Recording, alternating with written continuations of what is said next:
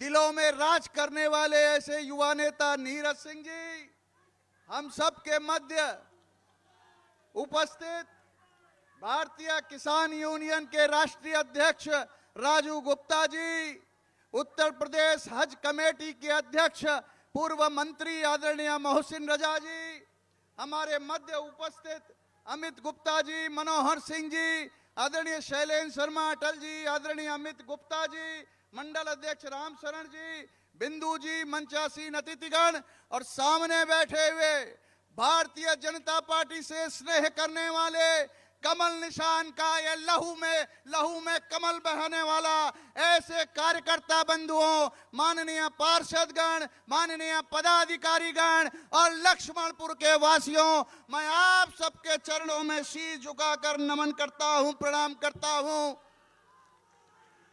2024 लोकसभा लखनऊ के चुनाव के प्रचार की यह अंतिम बेला है, अंतिम चुनाव सभा है, जिसमें हम सबको पाथेय देने के लिए आदरणीय श्रीमान राजनाथ सिंह जी आए हैं।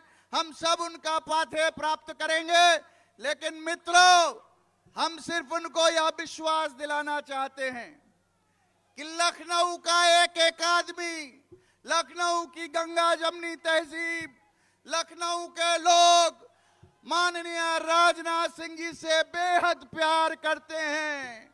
माननीय जी, आपने जो लखनऊ के लिए किया है उसको गिनाने की जरूरत नहीं है। 4 तारीख को जब मशीनें खुलेंगी तो उन मशीनों से सिर्फ एक ही आवाज आ रही होगी, धन्यवाद राजनाथ जी, धन्यवाद राजनाथ जी। यह लखनऊ आपको प्रणाम करता है, यह लखनऊ आपको नमन करता है। माननीय जी, हम सबका संकल्प पूरा होगा। आपके लिए ये लखनऊ वाले बेहद प्यार करते हैं। चर्चा हो रही थी, 44 डिग्री टेम्परेचर है, मतदान के दिन भी ऐसा हो सकता है, सभा के दिन भी ऐसा हो सकता है, लेकिन आज की सभा ने यह बता दिया 44 हो, 45 हो, लेकिन लखनऊ 5 लाख के पार होगा। आप सबको मैं पुनः बधाई भी देता हूं कि इस सभा के बाद जाकर गंभीरता के साथ आपको कार्य करना है, जुटना है, एक एक मत पड़े, लोग निकले, मतदान करें और घर से लोगों को मतदान के लिए प्रेरित करें। बहुत बहुत धन्यवाद। जय हिंद, जय भारत, वंदे मातरम। बहुत बहुत धन्यवाद माननीय विधायक जी।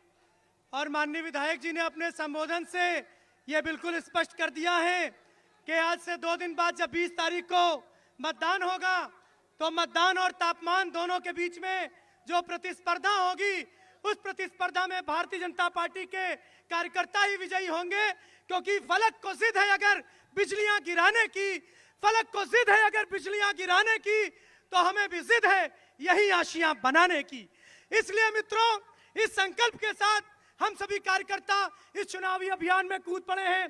बिना किसी औपचारिकता के आमंत्रित करता हूं उत्तर प्रदेश के बहुत ही तेज तर्रार, संघर्षशील और आप सभी से सहज संवाद स्थापित कर लेने वाले उत्तर प्रदेश के माननीय उप मुख्यमंत्री आदरणीय श्री ब्रजेश पाठक जी को कि आज के इस सभा स्थल को हम सभी के मध्य अपना संबोधन प्रदान करें। माननीय श्री ब्रजेश पाठक जी। भारत माता के, भारत माता के। लखनऊ लोकसभा के उत्तर विधानसभा क्षेत्र में लखनऊ के लोकप्रिय लोकसभा उम्मीदवार, देश के यशस्वी रक्षा मंत्री, हम सबके अभिभावक आदरणीय राजनाथ सिंह जी के समर्थन में आयोजित इस जनसभा में हमारे बीच में उपस्थित हैं आदरणीय संजय सेठ जी, आदरणीय ब्रजलाल जी, आदरणीय नीरज बोरा जी, आदरणीय आनंद द्विवेदी जी, आदरणीय अशोक वाजपेयी जी, आदरणीय अनुपमा जायसवाल जी, आदरणीय सुषमा खरकवाल जी, आदरणीय नीरज सिंह जी, आदरणीय भरत डांगर जी, आदरणीय मोहसिन रजा जी, आदरणीय अमित गुप्ता जी, शैलन सिंह अटल जी, आदरणीय गुड्डा अग्रवाल जी, आदरणीय टिंकू सोनकर जी, आदरणीय रामोतार कनौजिया जी, आदरणीय बिंदु बोरा जी, आदरणीय प्रवीण गर्ग जी, आदरणीय रामशरण सिंह जी, आदरणीय गंगाराम अंबेडकर जी, आदरणीय विशाल गुप्ता जी, आदरणीय दिवाकर त्रिपाठी जी, आदरणीय सतीश वर्मा जी, मंच पर उपस्थित सभी हमारे वरिष्ठ नेतागण, दाहिनी तरफ बैठे हमारे सभी माननीय पार्षदगण, मंडल अध्यक्षगण और सामने खड़े बैठे सभी भाइयों तथा बहनों, पत्रकार मित्रों, सबसे पहले आप सबका हृदय से आभार प्रकट करता हूं, अभिनंदन करता हूं।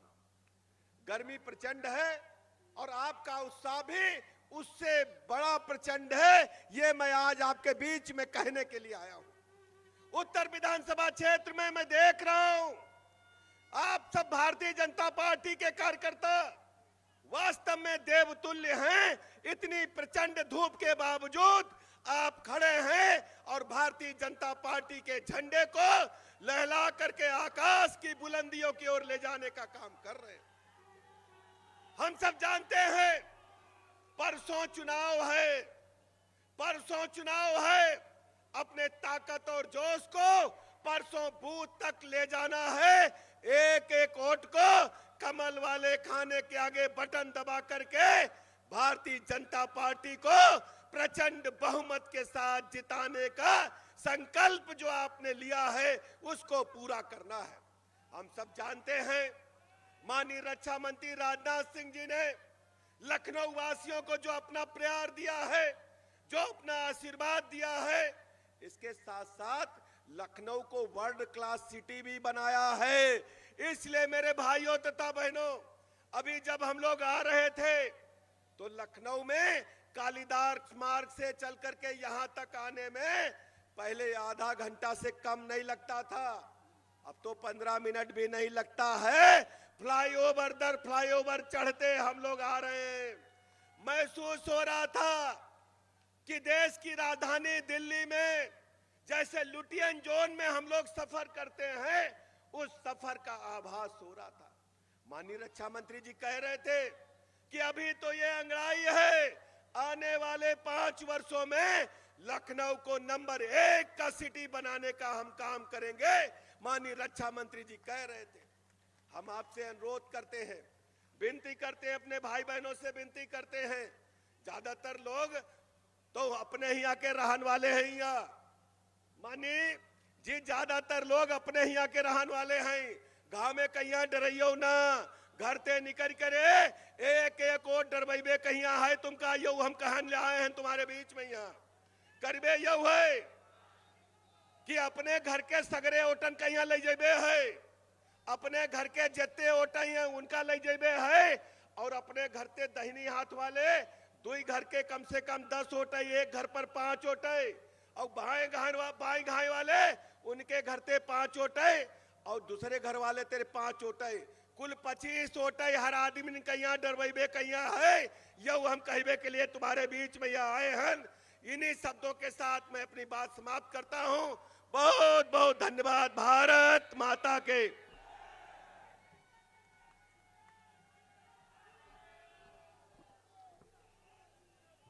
देखो हमारे सब पंच का माननीय उप मुख्यमंत्री जी कहीं ना है कि सगरे घर का वोट डरवावे खाए, तो हम आपका यूं कहा चाहता है कि हम पंच या 5 लाख पर एक बद गए कोनो काम छोड़बे नहीं।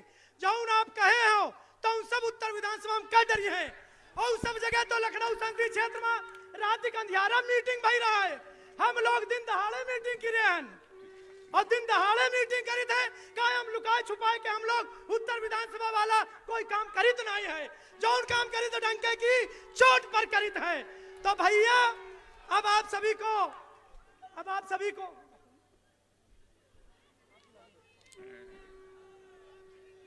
इससे पहले कि हम सब के अभिभावक और जिनके ऊपर हम सब लखनऊ वाले नाज करते हैं, ऐसे आदरणीय श्रीमान राजनाथ जी से मैं करबद्ध निवेदन करूं। आप लोग से मेरा निवेदन है कि मैं उनसे विनम्र अनुरोध कर रहा हूं। उनको चोट लग गई थी, फिर भी वो आपके स्नेह में यहाँ पर उपस्थित हैं।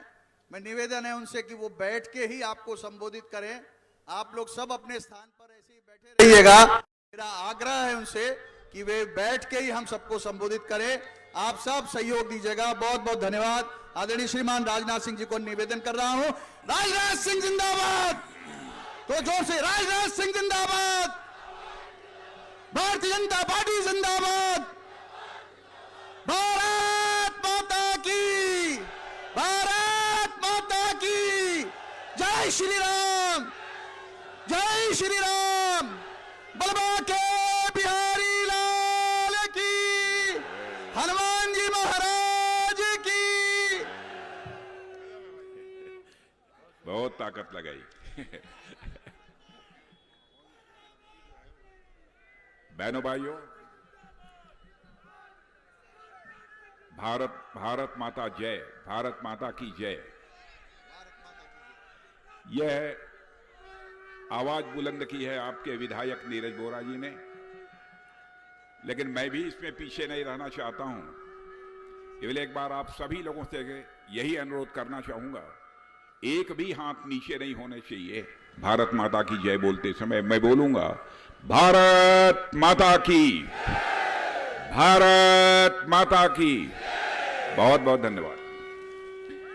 हमारे उत्तर प्रदेश सरकार के उप मुख्यमंत्री श्रीमान ब्रजेश जी पाठक और आपके लोकप्रिय विधायक डॉक्टर नीरज जी बोरा, लोकसभा संयोजक श्री मुकेश जी शर्मा, महानगर अध्यक्ष श्री आनंद द्विवेदी, प्रिय नीरज सिंह, श्रीमती सुषमा जी खड़कवाल, महापौर श्री संजय जी सेठ सांसद, श्रीमान ब्रिजलाल जी सांसद राज्यसभा, श्रीमान अशोक जी वाजपेयी पूर्व सांसद और प्रदेश सरकार के पूर्व मंत्री, श्री मोहसिन रजा पूर्व सदस्य विधान परिषद, श्रीमती अनुपमा जायसवाल विधायक पूर्व मंत्री और श्रीमती बिंदु बोरा।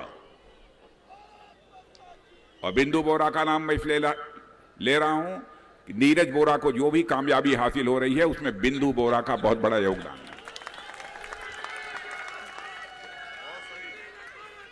श्री अमित गुप्ता प्रभारी विधानसभा, श्री शैलेंद्र शर्मा अटल। अब शैलेंद्र शर्मा अटल का संचालन आप लोग देखते ही हैं कितना शानदार होता है। श्री राम अवतार कनौजिया, श्री राजीव गुप्ता अध्यक्ष भारतीय किसान यूनियन, श्री राम शरण सिंह मंडल अध्यक्ष, श्रीमान गंगाराम जी अंबेडकर, श्री विशाल गुप्ता, श्री लवकुश त्रिवेदी, श्री रमन निगम, श्री राकेश पांडे, श्री घनश्याम अग्रवाल, श्री टिंकू सोनकर, मनोहर सिंह, शरद वाजपेयी, भरत डांगर और आदरणीय दिवाकर जी त्रिपाठी और हमारे सभी यहाँ पर सम्मानित पार्षदगण, इस सभा में मौजूद मेरे सभी सम्मानित बहनों एवं भाइयों। उत्तर विधानसभा की किसी सार्वजनिक सभा को, अब तक जितनी भी सार्वजनिक सभाएं उत्तर प्रदेश विधानसभा में मैंने संबोधित की हैं, बहनों भाइयों, यह दृश्य देखने के बाद मैं कह सकता हूं कि उत्तर विधानसभा क्षेत्र में इस प्रकार की सार्वजनिक सभा मैंने इसके पहले कभी नहीं देखी थी। इसके लिए मैं विशेष रूप से बधाई देना चाहता हूं यहां के विधायक श्री नीरज बोरा, हमारे सारे पार्षदगण, हमारे सारे मंडल के पदाधिकारी और आप जैसे बहादुर कार्यकर्ताओं को। मेरे बहनों भाइयों, आप लोग जानते हैं कि 4 चरणों के चुनाव इस समय सारे देश में संपन्न हो चुके हैं। 4 चरणों के जो चुनाव संपन्न हुए हैं उनसे जो रुझान सामने आ रही है, अब समस्त देशवासियों का यह विश्वास पक्का होता जा रहा है। 7वां चरण समाप्त होने के बाद भारतीय जनता पार्टी नेतृत्व की एनडीए को 400 से अधिक सीटों पर विजय प्राप्त होने जा रही है। लखनऊ के विकास कार्यों का जहां तक प्रश्न है, मैं यह नहीं कहना चाहता कि लखनऊ में बहुत हमने विकास कार्य करा दिया है। एक जनप्रतिनिधि होने के नाते जिस हद तक मैं अपनी भूमिका का निर्वाह कर सकता था उतना मैंने करने की कोशिश की है। बहुत सारी योजनाएं पूरी भी हो गई हैं और बहुत सारी योजनाएं स्वीकृत हैं और उन पर आगे भी काम होना है।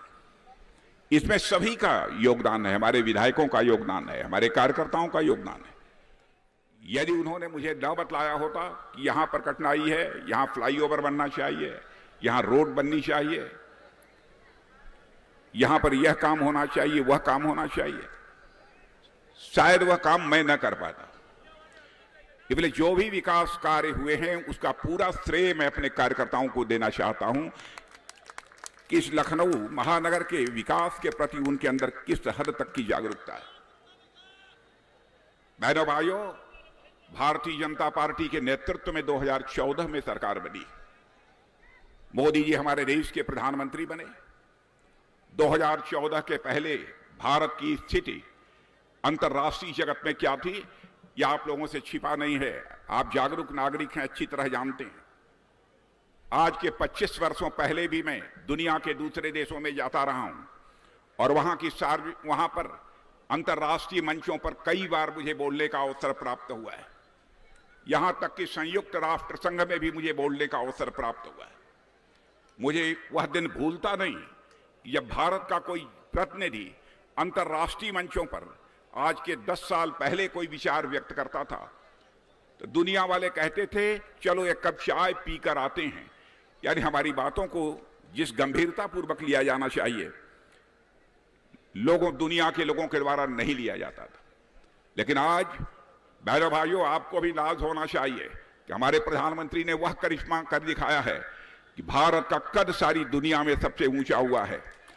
आज यदि अंतर्राष्ट्रीय मंचों पर भारत कुछ बोलता है तो सारी दुनिया कान खोलकर सुनती है कि भारत बोल क्या रहा है। यह भारत की हैसियत सारी दुनिया में बनी। हमारी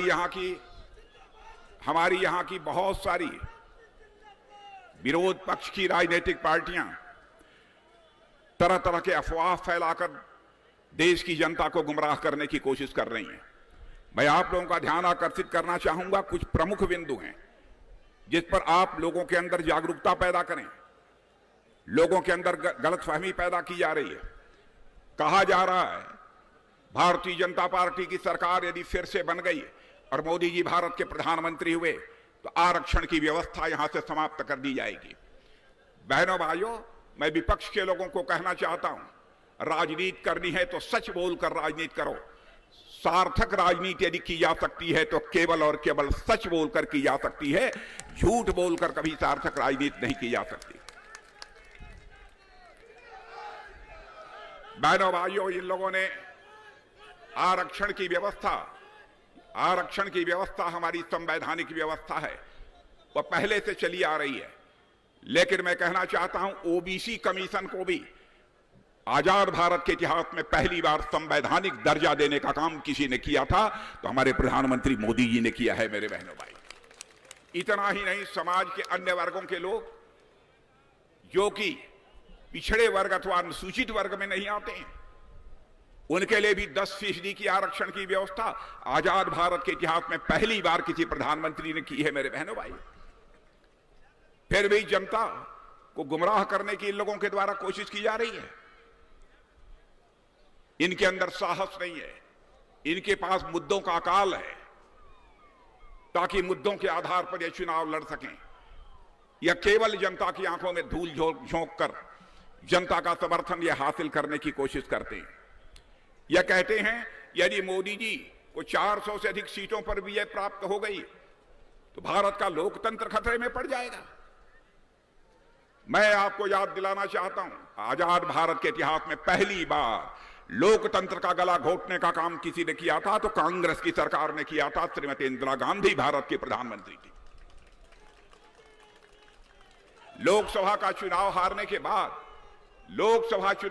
के बाद सुप्रीम कोर्ट का फैसला आया, कहीं हमारी संसद सदस्यता न चली जाए, हमारा प्रधानमंत्री पद न चला जाए। उन्होंने इस देश में इमरजेंसी की घोषणा कर दी, आपातकाल की घोषणा कर दी। लाखों की संख्या में जनप्रतिनिधियों को उठाकर जेल के शिक्षकों के पीछे डाल दिया गया। मेरे बहनों भाई, गला इन लोगों ने घोटा है। धारा 356 के अंतर्गत चुनी हुई सरकारों को सबसे अधिक बर्खास्त करने का काम किसी ने किया है तो कांग्रेस पार्टी ने किया है। मेरे बहनों भाई, और मैं कह सकता हूं 50 से अधिक बार चुनी हुई सरकारों को बर्खास्त करने का काम जो है श्रीमती इंदिरा गांधी जी ने किया है अकेले। कांग्रेस ने 90 बार किया है। और मैं कांग्रेस के दोस्तों से भी कहना चाहता हूं, सपा के दोस्तों से भी कहना चाहता हूं, हमारी यदि कोई बात गलत हो, समाचार पत्रों के माध्यम से अथवा चैनल के माध्यम से उसका खंडन किया जाना चाहिए, क्योंकि हमने जिंदगी में राजनीति की है मेरे बहनों भाइयों, तो जनता की आंखों में धूल झोंक कर राजनीति नहीं की है, जनता की आंखों में आंख डालकर बराबर मैंने राजनीति की है।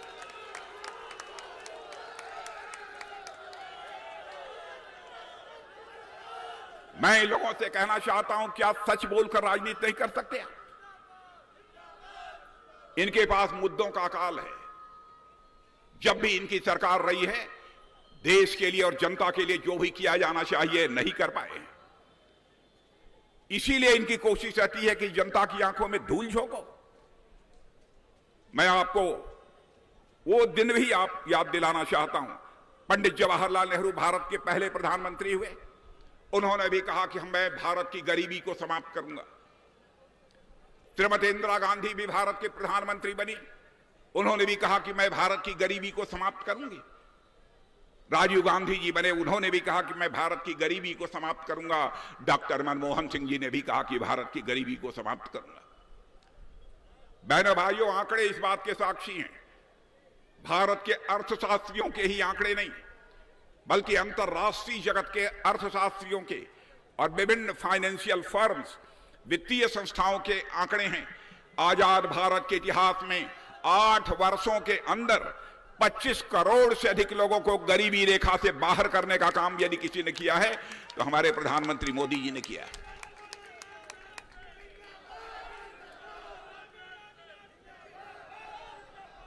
और मैं आपको विश्वास दिलाना चाहता हूं, 10 से लेकर 12 वर्ष तक का समय लगेगा मेरे बहनों भाइयों। मैं सोच समझकर बोल रहा हूं।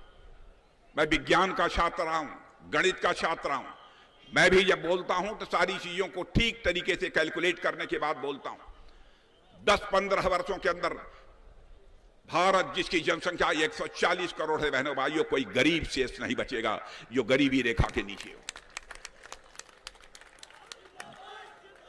भारतवासियों को गरीबी के संकट से निजात दिलाने के लिए क्या क्या योजनाएं हमारे प्रधानमंत्री ने प्रारंभ की। प्रधानमंत्री ने इस हद तक जाकर चिंता की कि हमारी गरीब माताओं बहनों के घरों में भी शौचालय होना चाहिए। उनके पास भी, गरीबों के पास भी अपना पक्का मकान होना चाहिए। गरीब माताओं बहनों के आंखों से भी खाना बनाते समय अंगीठी और लकड़ी के धुएं के कारण जो आंसू नहीं आने चाहिए। क्या ऐसी संवेदनशीलता कभी भी आप भारत के इतिहास में आपने देखा था? किसी नेता के अंदर रही हो, किसी प्रधानमंत्री के अंदर हो? आंसू ना आने पाए माताओं बहनों के आंखों में एलपीजी गैस सिलेंडर दिया है। गरीबी अपने, यदि कोई बीमारी होती है, रोगग्रस्त होता है, 5 लाख रुपए तक का उसका मुफ्त इलाज हो। क्या पहले किसी ने सोचा कभी? और आज मैं आपको बतलाना चाहता हूं, गरीबों के लिए 5 लाख रुपए की या उनके स्वास्थ्य लाभ की, उनकी चिकित्सा की व्यवस्था आयुष्मान भारत योजना के अंतर्गत हमारी सरकार ने की है। लेकिन इस बार हमारे प्रधानमंत्री ने फैसला लिया है, क्योंकि जो चुनावी घोषणा पत्र तैयार हुआ था, बहनों भाइयों, प्रधानमंत्री ने कहा कि उसके अध्यक्ष की जिम्मेदारी राजनाथ सिंह संभालेंगे। और उन्होंने मुझसे कहा कि राजनाथ जी, इस बार 70 साल के ऊपर के जितने भी बुजुर्ग हैं, जितनी भी माताएं बहनें, बाप दादा आजा, जितने भी सब सारे हैं, उनका 5 लाख रुपए तक का मुफ्त इलाज प्रतिवर्ष किया जाएगा।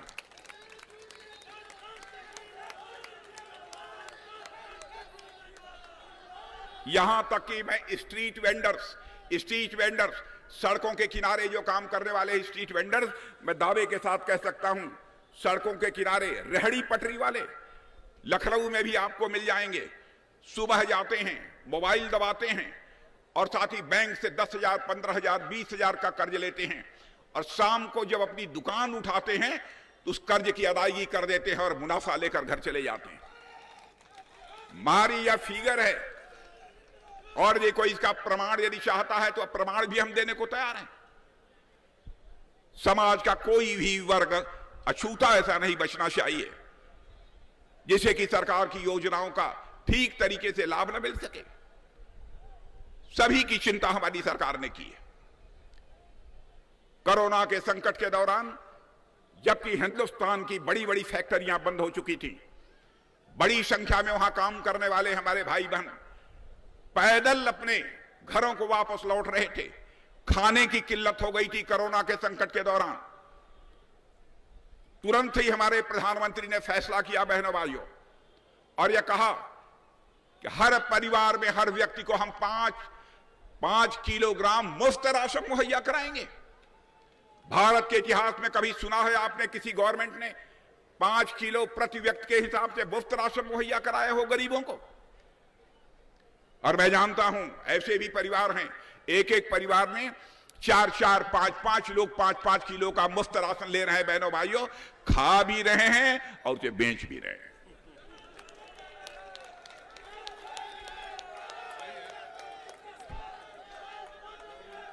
अब हमारी इसी योजना के कारण कांग्रेस के लोगों की धड़कन बढ़ गई है। वो कहते हैं हमारी सरकार बनेगी तो हम 10 किलो देंगे। अरे बाबा, पहले क्यों नहीं सोचा? और आप जानते हो कि आपकी सरकार बनने वाली नहीं है। आप 10 किलो क्या दोगे? बहनों भाइयों, धन दौलत के मामले में लखनऊ पढ़े लिखे लोगों का क्षेत्र है। यहां बड़े बड़े अर्थशास्त्री, बड़े बड़े विद्वान रहते हैं। धन दौलत के मामले में हमारा भारत 2004 से लेकर 2014 तक दुनिया के देशों में 11वें स्थान पर खड़ा था। लेकिन मोदी जी के भारत का प्रधानमंत्री बनने के बाद हमारा यही भारत, बहनों भाइयों, दुनिया के देशों में जो 11वें स्थान पर खड़ा था वह जंप लेकर आज 5वें स्थान पर पहुंच गया है। दुनिया के बड़े बड़े अर्थशास्त्री इस बात का दावा कर रहे हैं, दुनिया में सर्वाधिक तेजी से आगे बढ़ने वाली अर्थव्यवस्था किसी देश की है तो हमारे और आपके देश भारत की है। और ऐसे ही ये भारत आगे यदि बढ़ता रहा, 2027 आते आते बहनों भाइयों, हमारा भारत धन दौलत के मामले में दुनिया में तीसरे स्थान पर आकर खड़ा हो जाएगा। अमेरिका, चीन और उसके बाद दुनिया का तीसरा देश होगा तो हमारा और आपका देश यह भारत होगा। मेरे बहनों भाई,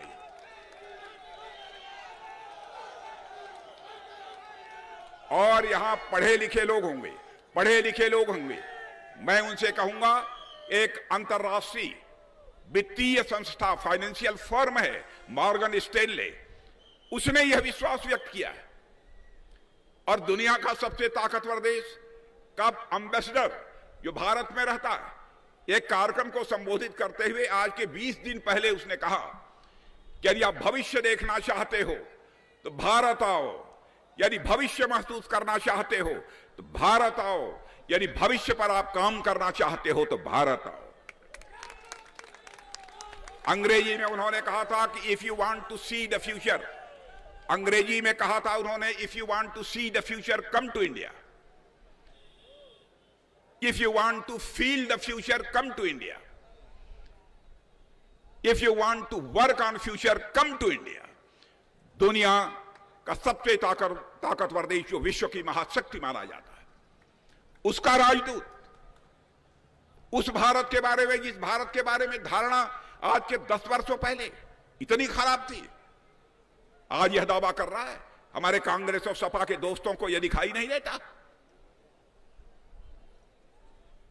और सुन लेना मेरे बहनों भाइयों, 2047 क्रॉस करते करते भारत विश्व की महाशक्ति बनेगा।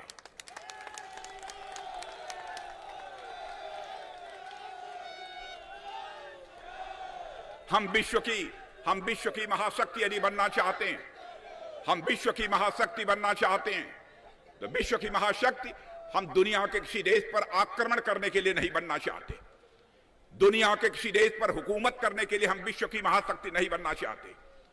हम महाशक्ति यदि बनना चाहते हैं विश्व कल्याण के लिए, क्योंकि हमारे देश के ऋषियों और मनीषियों ने भारत की भूमि पर रहने वाले लोगों को ही अपने परिवार का सदस्य नहीं माना है, बल्कि विश्व की धरा पर रहने वाले सारे लोगों को अपने परिवार का सदस्य मानते हुए वसुधैव कुटुंबकम का उद्घोष दुनिया में किसी देश की धरती से हुआ है तो हमारे और आपके देश की धरती से हुआ। जो भी हम काम करते हैं देश के लिए बहनों भाइयों, और मैं जानता हूं इस आजाद भारत में लोकतांत्रिक तरीके से अपने मतों का प्रयोग करते करते हमारे देश की जनता काफी राजनीतिक दृष्टि से जागरूक हो चुकी है। हमें क्या करना, कहां क्या फैसले करने,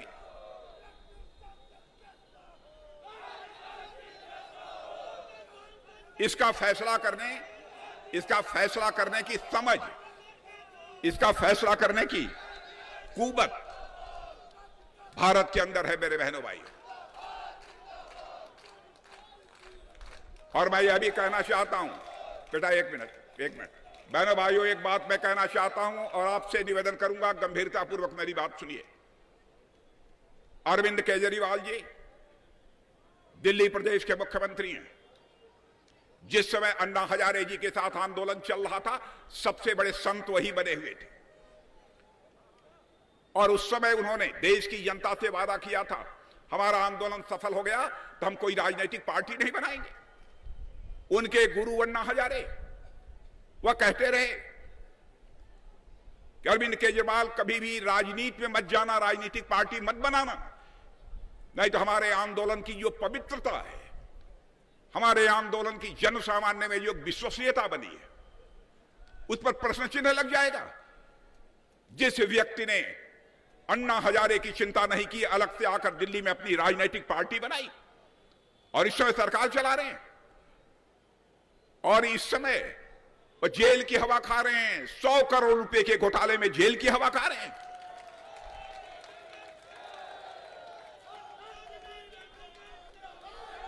और मैं इस देश के समाजवादी पार्टी के अध्यक्ष जी से मैं कहना चाहता हूं, वो हमसे आयु में छोटे हैं लेकिन एक पार्टी के अध्यक्ष हैं, इसलिए मैं सम्मान के भाव से मैं कहना चाहता हूं, परसों के दिन जब केजरीवाल के साथ इनको प्रेस कॉन्फ्रेंस करते हुए देखा बहनों भाइयों, मुझे ग्लानि हुई है।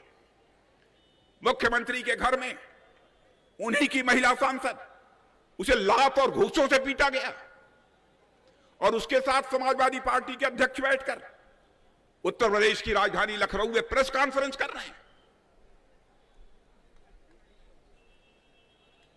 बहनों भाइयों, इन लोगों ने देश को तमाशा बना लिया। उनकी समझ में यह बात आनी चाहिए, जाति, पंथ और मजहब और धर्म के आधार पर इस देश में राजनीति नहीं की जा सकती है। राजनीति यदि की जा सकती है तो इंसाफ और इंसानियत के आधार पर ही राजनीति की जा सकती है।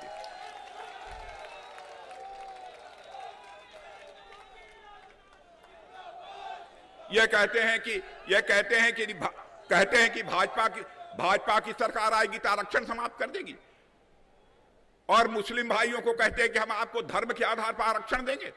मैं मुसलमान भाइयों को भी कहना चाहता हूं, यदि हमारे संविधान में धर्म के आधार पर आरक्षण का यदि कोई प्राविजन हो, तब तो मैं भी यह बोल सकता हूं, भारत का संविधान इस बात की इजाजत देता ही नहीं है। फिर भी सरासर झूठ। पढ़े लिखे अधिवक्ता है यहां पर, एक से एक दिग्गज है।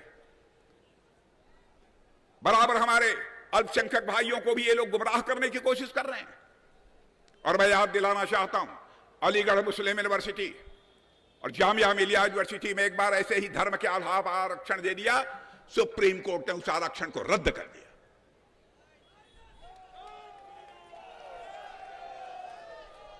हम लोगों ने कभी भी हिंदू, मुसलमान, ईसाई और यहूदी के आधार पर कोई भेदभाव नहीं किया। भारत माता की कोख से जो भी पैदा हुआ है, हम सभी एक दूसरे के भाई भाई हैं, बहनों भाइयों। इस आधार पर मैं लखनऊ को ले चलना चाहता हूं और हमारे प्रधानमंत्री देश को ले चलना चाहते हैं। ये बराबर माइनॉरिटीज, अल्पसंख्यकों के मन में भय पैदा करके उनका समर्थन हासिल करना चाहते हैं। लेकिन जहां तक हमारी भारतीय जनता पार्टी का प्रश्न है, हम उनके मन के अंदर भय पैदा करके हम उनका समर्थन नहीं लेना चाहते, बल्कि अल्पसंख्यक भाइयों के मन के अंदर भी मोहब्बत और प्यार पैदा करके हम उनका समर्थन हासिल करना चाहते हैं।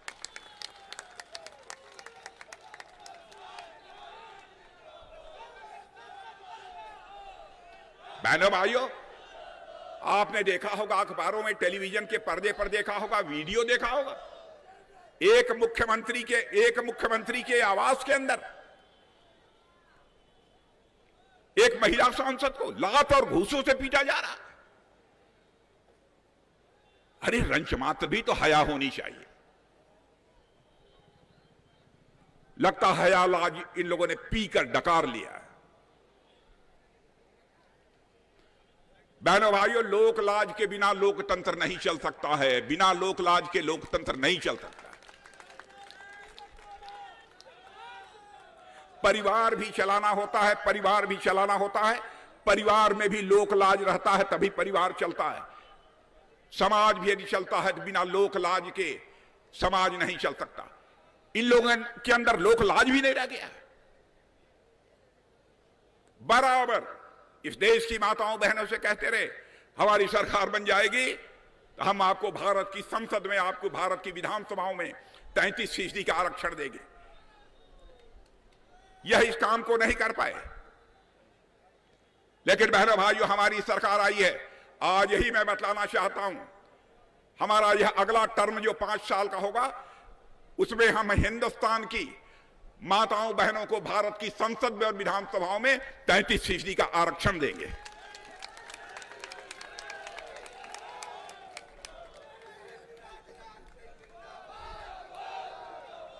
महिला सशक्तिकरण के बिना शक्ति स्वरूपा होती है। महिला सशक्तिकरण के बिना हमारा देश भी सशक्तिकरण के लक्ष्य को प्राप्त नहीं कर सकता।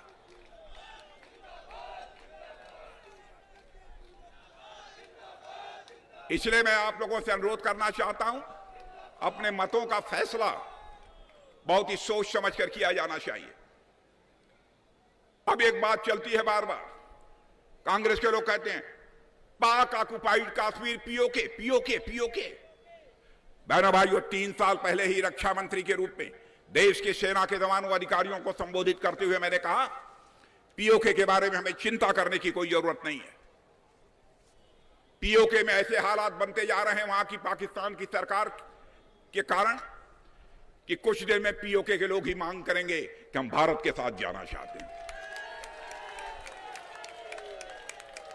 और आपने देखा होगा कि उसके 1 साल 1.5 साल के बाद पाक अधिकृत कश्मीर पीओके से यह आवाज उठ रही है कि हम पाकिस्तान के साथ नहीं रहना चाहते। यदि हमारी बात गलत है, कोई प्रमाणित कर दे।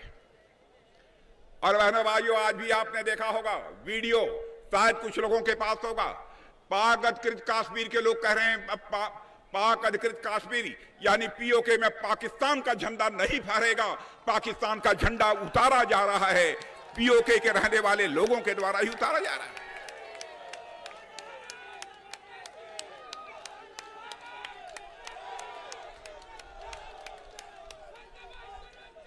और बहनों भाइयों, इंटरनेशनल ह्यूमन राइट्स कमीशन, अंतर्राष्ट्रीय मानवाधिकार आयोग,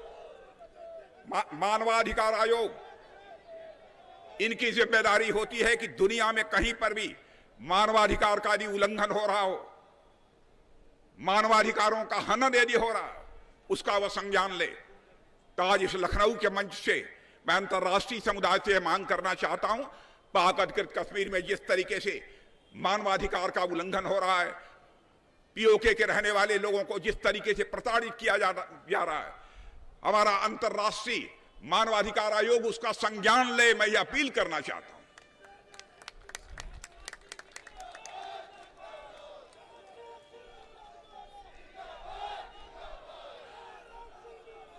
बहनों भाइयों, मैंने यह भी देखा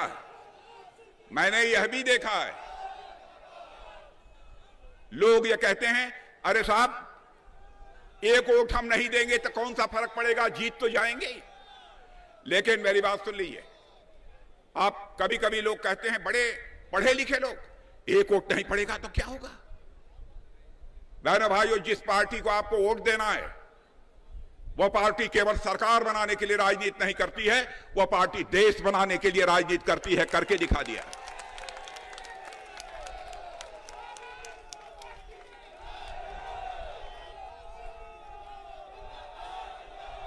जैसे जैसे जैसे आपकी परिवार के प्रति जिम्मेदारी बनती है, मैं समस्त लखनऊ वासियों से अपील करना चाहता हूं, बहनों भाइयों, परिवार का एक भी सदस्य शेष नहीं बचना चाहिए जो मतदान न करे। आप मतदान हमको करना चाहते हैं करिए, नहीं करना चाहते हैं न करिए, विपक्षी को देना चाहते विपक्षी को दीजिए, लेकिन जो इच्छा हो करिए, लेकिन मतदान करने मतदान केंद्रों पर आप जाइए। मैं आप सबसे अपील करना चाहता हूं।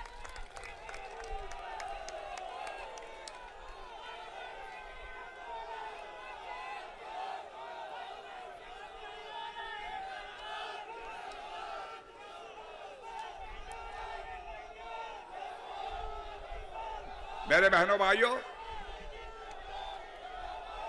देखिए, छोटी छोटी चीजों पर किस हद तक हम लोगों ने ध्यान दिया है। छोटी छोटी चीजें पर आपने देखा होगा 2022 में भी विधानसभा का चुनाव हुआ है, 2014 में लोकसभा का चुनाव हुआ, 2017 में विधानसभा हो गया, 2019 में फिर लोकसभा, 2022 में फिर विधानसभा, 2024 में फिर लोकसभा। आपके मन में भी यह सवाल खड़ा होता होगा हम कितनी बार वोट दें।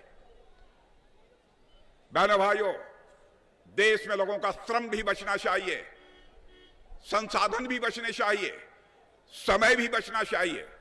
इसकी चिंता करते हुए हम लोगों ने फैसला किया है और इस बार अपने इलेक्शन मैनिफेस्टो में डाल दिया है कि अपनी सरकार बनने के बाद 5 साल के अंदर 1 नेशन 1 इलेक्शन होगा। विधानसभा और लोकसभा के चुनाव साथ होंगे।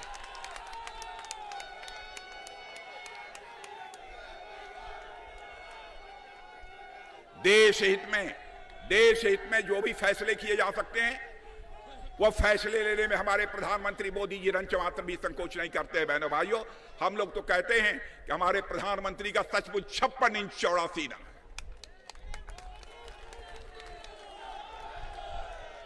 साहसिक फैसले लेने में कभी संकोच नहीं करते। अब उन्होंने जो कुछ भी कहा उसको इस तरीके से फैलाया गया है कि मोदी जी हिंदू मुसलमान की बात कर रहे हैं। कहा क्या था, अर्थ क्या निकाल लिया।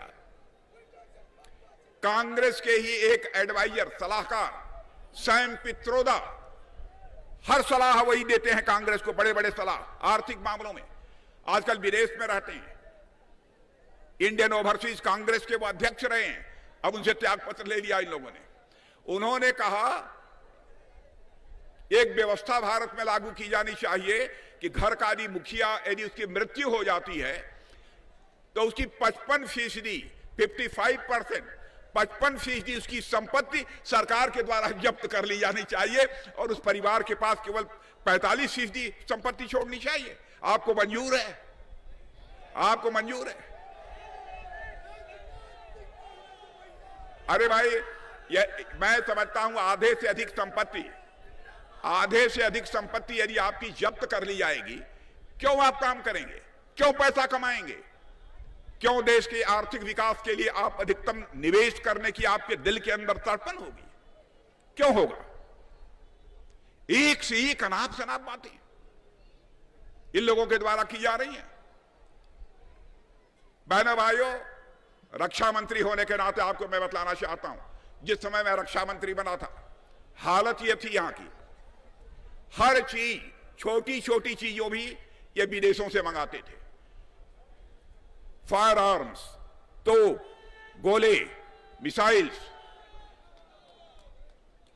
और लेकिन आज मुझे आपको बतलाते हुए बेहद खुशी है बहनों भाइयों कि हम लोगों ने अभी हाल में ही फाइटर प्लेन, तोप, गोले, मिसाइल दुनिया के देशों को सप्लाई किया है, एक्सपोर्ट किया है और 21,000 करोड़ रुपए से ज्यादा का एक्सपोर्ट हमने किया है।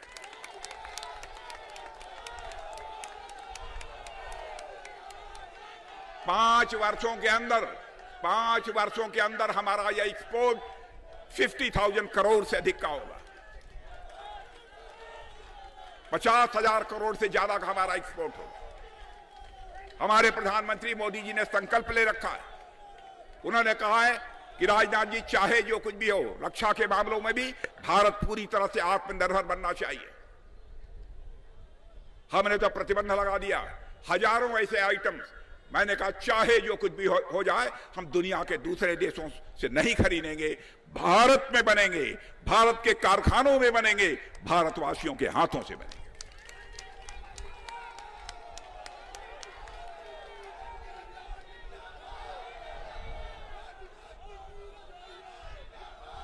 बहनों भाइयों, यह देश बड़ी तेजी के साथ आगे बढ़ रहा है, बड़ी तेजी के साथ यह देश आगे बढ़ रहा है।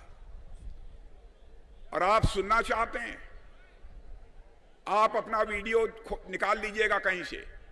पाकिस्तान के एक सांसद फजलुर रहमान साहब ने कहा है कि भारत विश्व की महाशक्ति बनने की ओर तेजी से आगे बढ़ रहा है और यह पाकिस्तान अपनी बर्बादी को बचाने की दुनिया से भीख मांग रहा है।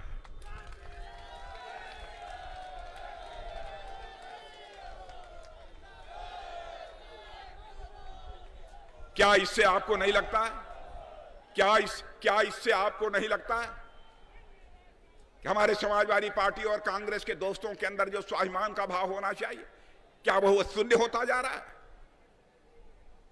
एक और फवाद साहब वहां के फार्मर मिनिस्टर है पाकिस्तान के,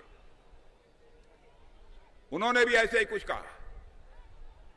जानते हैं, उन्होंने कहा कि भारत में जो आतंकवादी हमले हुए हैं उसके पीछे पाकिस्तान का हाथ है, स्वीकार किया है। और उन्होंने कांग्रेस के नेता राहुल गांधी की तारीफ की है। बहनों भाइयों, पाकिस्तान के साथ हम अच्छे रिश्ते बनाकर रखना चाहते हैं, हर पड़ोसी के साथ हम अच्छे रिश्ते बनाकर रखना चाहते हैं, क्योंकि हम वसुधैव कुटुंबकम, the whole world is a family. पूरा विश्व ही हमारा भारत, हमारा परिवार है, इसमें विश्वास करने वाले लोग। भारत में जो उत्थान होगा, विकास होगा, चाहे हिंदू हो, मुसलमान हो, ईसाई हो, यहूदी हो, जो भी भारत का नागरिक है, बहनों भाइयों, किसी भी सूरत में उसके साथ भेदभाव नहीं होने पाएगा। मैं दावे के साथ मैं कह सकता हूं। और जिसको यदि तर्क करने की, यदि कोई तर्क करना चाहता है, आज मैं खुलकर बातें कर रहा हूं, यदि कोई हमसे तर्क करना चाहता है तो इस मुद्दे पर आकर तर्क कर सकता है।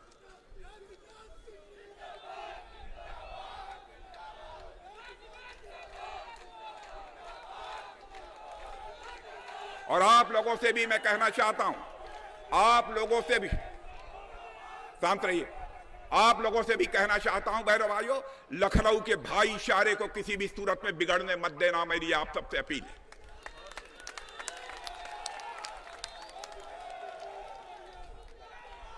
हम वोट की परवाह नहीं करते, वोट मिले अथवा न मिले, हम केवल वोट के लिए राजनीति हम लोग नहीं करते हैं।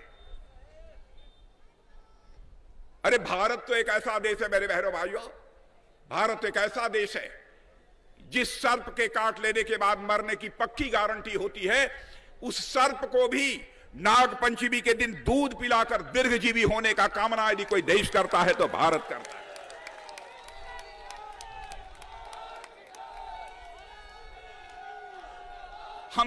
हमें चाहे कोई किसी भी जाति, किसी भी पंथ, किसी भी मजहब, किसी धर्म का कोई क्यों न हो, उससे नफरत क्यों होनी चाहिए?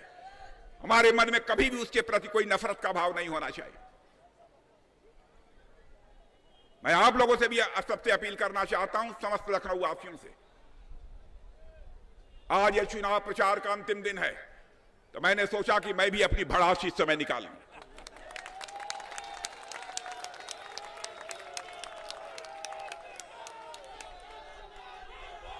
बहनों भाइयों, यह गलत प्रचार कर करके लोगों ने भारत के समाज को बांटने की कोशिश की है। हमसे कोई पूछे, मंत्रिमंडल में भी प्रधानमंत्री जी के बाद तो मैं ही हूं, पूछे कोई? यदि प्रधानमंत्री हमारे सांप्रदायिक होते, हिंदू मुसलमान ईसाई के आधार पर उनको भेदभाव करना होता, तो 5 किलो राशन सबको बिना भेदभाव के बंटवाते, आयुष्मान भारत का कार्ड बिना भेदभाव के देते, पक्का मकान कभी उन्होंने हिंदू, मुसलमान, ईसाई और यहूदी देखा है?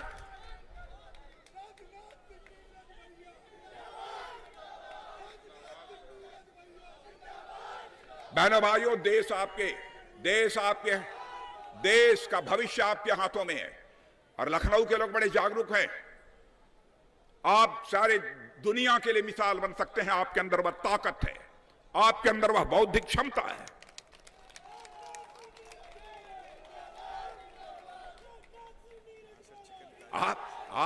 आप कल्पना करिए, फवाद हुसैन पाकिस्तान से राहुल गांधी की तारीफ कर रहे हैं और वही फवाद हुसैन कहते हैं कि भारत में जो आतंकवादी वारदातें होती हैं वो पाकिस्तान से आतंकवादी भेज जाते हैं। वो व्यक्ति राहुल गांधी की तारीफ कर रहा है। आपने देखा होगा आए दिन आतंकवादी वारदातें हिंदुस्तान के अधिकांश राज्यों में होती थी, लेकिन बहनों भाइयों, आपने देखा होगा कश्मीर के एक दो घटनाओं को छोड़कर भारत में कहीं पर भी कोई आतंकवादी वारदात नहीं हो सकती है। शासन इसे कहते हैं।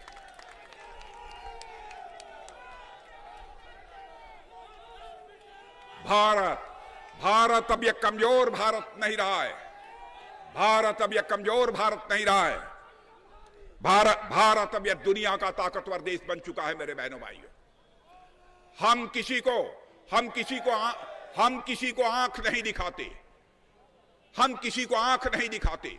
और आज तक भारत का इतिहास उठाकर कोई देख ले, दुनिया के किसी देश की एक इंच जमीन पर हमने कभी कब्जा भी नहीं किया। किसी के ऊपर हमने आक्रमण नहीं किया। यह है हमारा चरित्र।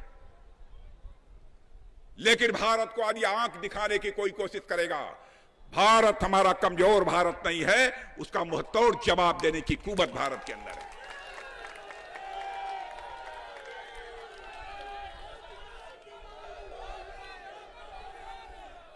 बहनों भाइयों, जो भी यहां विकास कार्य हुए हैं,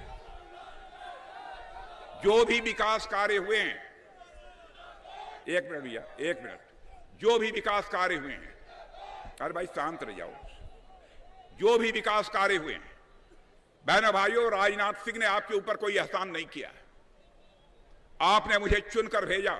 हमारे अंदर जितनी क्षमता थी मैंने करने की कोशिश की है। हमने अपना फर्ज निभाने की कोशिश की है। और आगे भी बतला देता हूं, बहुत सारी हमारी योजनाएं पेंडिंग हैं, स्वीकृत हैं। काम इतना अधिक स्वीकृत हो चुका है कि एक साथ सारा काम नहीं हो पा रहा है।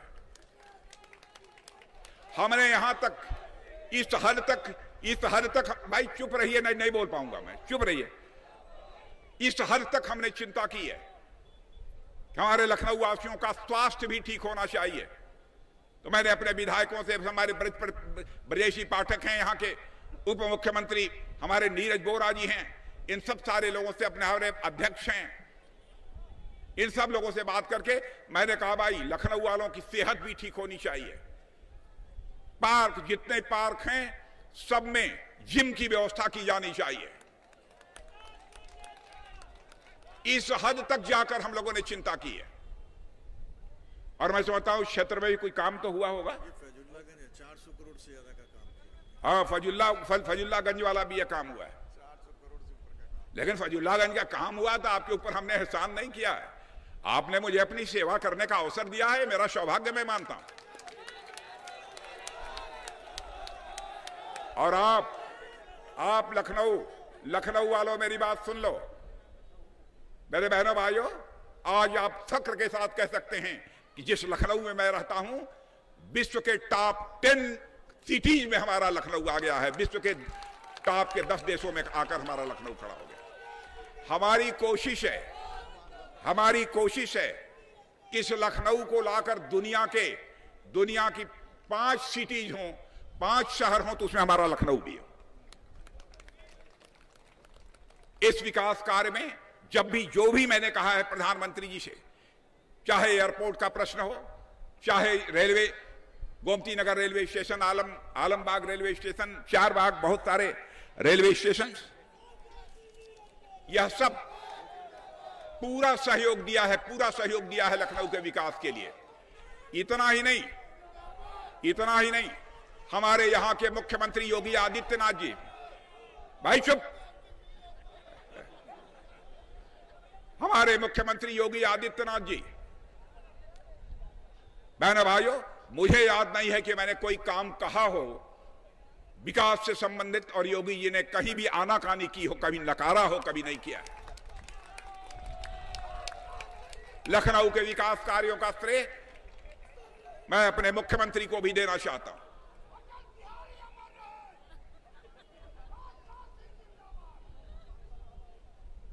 इसलिए बहनों भाइयों, आप सबका सहयोग चाहिए।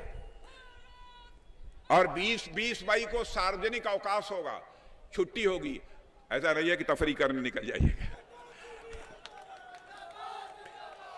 और मैं तो कह रहा हूं एक जश्न के रूप में इसे मनाया जाना चाहिए, जश्न के रूप में, त्योहार के रूप में मतदान को लिया जाना चाहिए।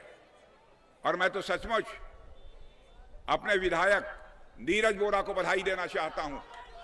नीरज बोरा को इसलिए बधाई देना चाहता हूं, मैंने देखा है, मैं बराबर बोलता नहीं हूं, इनसे भी कभी मैंने बोला नहीं है, आज पहली बार मैं कह रहा हूं। जिस तरीके से जनता के हितों की चिंता हमारे नीरज बोरा करते हैं, उसकी जितनी भी प्रशंसा की जाए वह कम है।